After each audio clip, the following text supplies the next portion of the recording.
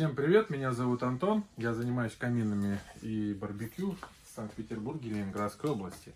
На этом видео мы находимся у меня в бане. На этом видео я хотел показать вам, что необходимо, какие телодвижения необходимо произвести для того, чтобы запустить камин. В первую очередь, естественно, после каждого использования, здесь это каминопечь, она со стеклом. После каждого использования обязательно нужно выгрести золу, которая образовалась. Почему? Потому что большое ее количество может негативно повлиять на теплотворность дров. А именно, если проще говорить, то зола занимает полезный объем, и нужно, чтобы там все было чисто. Хотя небольшое количество золы не препятствует. В смысле, это неплохо.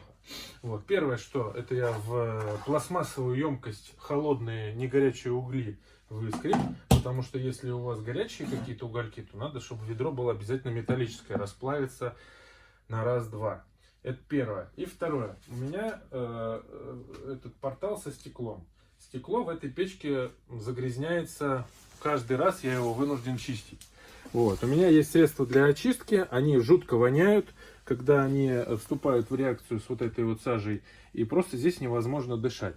Поэтому я решил использовать старинный способ механической очистки. Это быстрее, но только единственное, что происходит с очень неприятным звуком во время очистки. Как вы видите, простое мощное лезвие 28-миллиметровое очищает этот, это нагар только от одной топки. Если два раза вот с этим нагаром поиспользовать, то потом вообще хрен очистишь. Тогда нужно какой-то и растворителем, в смысле этим средством лить, и лезвием обрабатывать.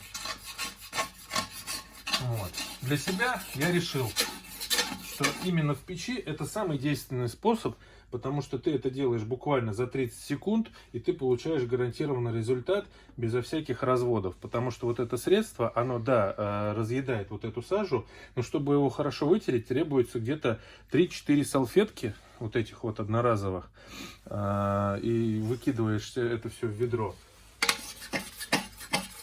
А здесь ты просто взял лезвие и чирикаешь.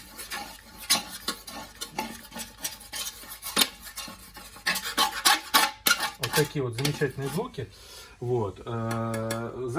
Заметил, что какие-то царапины наносятся на это стекло. Но если честно, учитывая трудозатраты и вдыхаемость, вдыхание вот этого вот ядовитого пара, пофиг мне на эти царапины, пускай они будут, это все-таки печка. На каминном стекле, конечно, лучше использовать щадящую обработку в виде вот этих вот распрыскивателей. И лишний раз механически стекло не тереть, потому что попадает какая-то песчинка.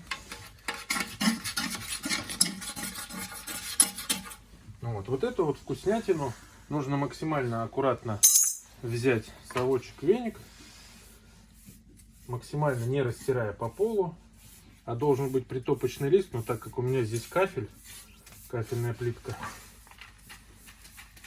Вот так вот все это дело убрали и обратно в топку. До свидания. Далее раскладываем дрова и разжигаем. В следующем видео покажу.